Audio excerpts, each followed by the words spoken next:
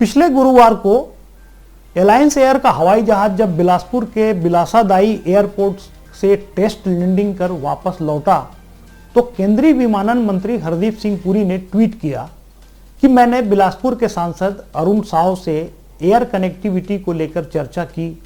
मुझे बहुत खुशी है कि लंबे समय से लंबित मुद्दा अब सुलझ गया है और जल्दी ही उड़ानें जबलपुर और प्रयागराज के माध्यम से बिलासपुर को दिल्ली से जोड़ेंगी। केंद्रीय मंत्री के इस ट्वीट के बाद बिलासपुर में नियमित हवाई सेवा की शुरुआत को लेकर अब कोई सवाल बाकी नहीं रह गया है। लेकिन इसके साथ ही यह जवाब भी सामने आ गया कि बिलासपुर हवाई सेवा की मांग बहुत दिनों से अटकी हुई थी।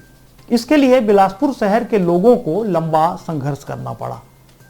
आने वाली पीढ़ी बिलासपुर शहर की मौजूदा पीढ़ी को इस वजह से भी याद करेगी कि यहाँ के लोगों ने अपनी सहूलियत और मांगों को लेकर खुद अपनी लंबी लड़ाई लड़ी।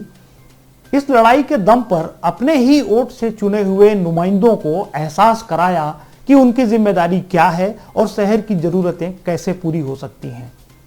हवाई सेवा के लिए शुरू हुई इस लड़ाई में हासिल हुई जीत के बाद एक बार फिर railway zone, high court, central university, medical college जैसी मांगों को लेकर बिलासपुर वासियों की पुरानी लड़ाई की यादें एक बार फिर ताजा हो गई हैं।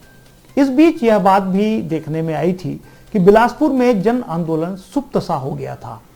एक अंतराल के बाद एक बार फिर लोग खड़े हुए और हवाई सेवा जन संघर्ष समिति के बैनर तले 275 दिन से अधिक दिनों तक धरना देकर हवाई सेवा की लड़ाई में भी जीत हासिल की। इस लड़ाई में यह खासियत भी बनी रही कि यह पूरी तरह से गैर राजनीतिक आंदोलन था और इसमें सैकड़ों की तादाद में सामाजिक, व्यावसायिक, युवा, छात्र संगठनों ने अपनी सक्रिय हिस्सेदारी निभाई, जिससे शांतिपूर्ण ढंग से लड़ाई अपने अंजाम तक पहुंच सकी। अब 1 मार्च से बिलासपुर के लोग भी अपने आसमान पर रोज हवाई जहाज उड़ते हुए देखेंगे।